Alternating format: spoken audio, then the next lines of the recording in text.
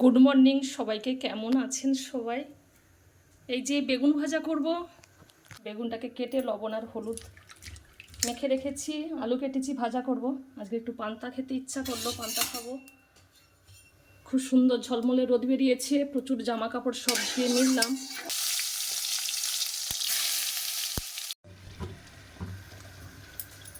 কয়েকটা লঙ্কা ভাজা করছি, লঙ্কা ভাজা খেতে খুব ভালোবাসি, ভাজা লঙ্কা।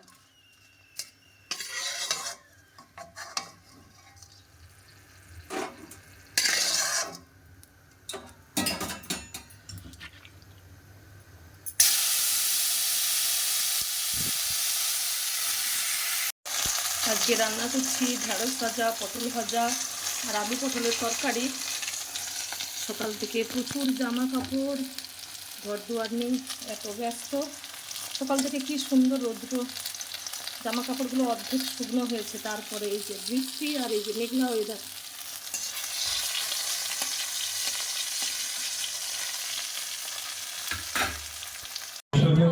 আজকে কোয়েলিমার বাড়িতে সৎসঙ্গে এসেছি, দাদারা মায়েরা আমরা উপস্থিত। এবার শুরু হবে দ্বাদশতম দিবস। আমরা আমাদের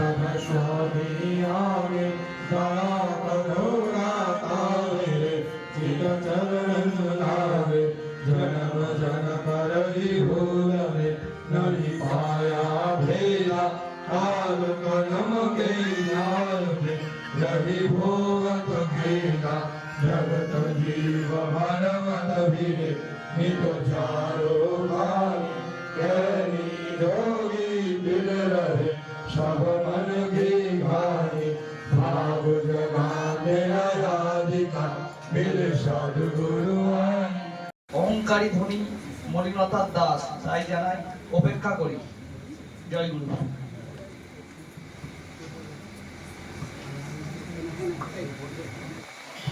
পরম প্রেমময় শ্রী শ্রী ঠাকুরের নারীনীতি গ্রন্থ থেকে পাঠ।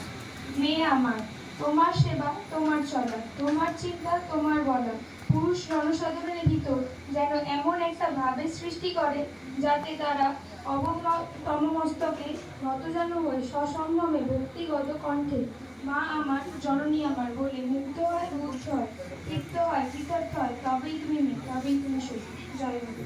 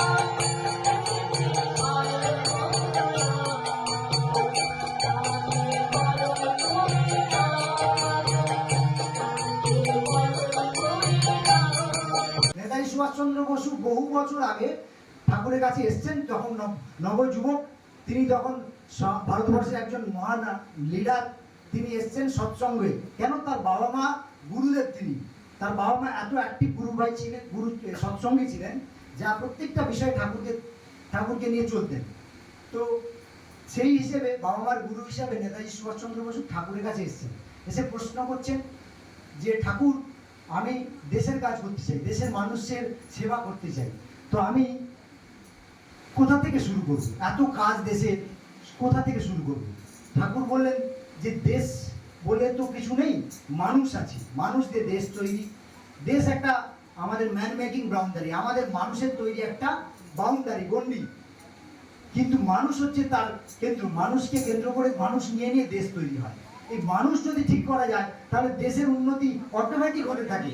অর্থাৎ একটা মানুষ যদি ব্যক্তিত্ব পরায়ণ হয়, একটা মানুষ যদি সঠিকভাবে জন্ম নিয়ে তার সঠিকভাবে বিকাশ ঘটে, তাহলে সেই মানুষটা দেশের কল্যাণে কাজে লাগে। একটা পাড়ায় 10টা ব্যক্তিত্ব পরায়ণ লোক থাকলে সেই পাড়ায় রাস্তাঘাট থেকে শুরু করে যাবতীয় যা ডেভেলপমেন্ট, পড়াশোনা, শিক্ষা সব কিছু এসে যাবে।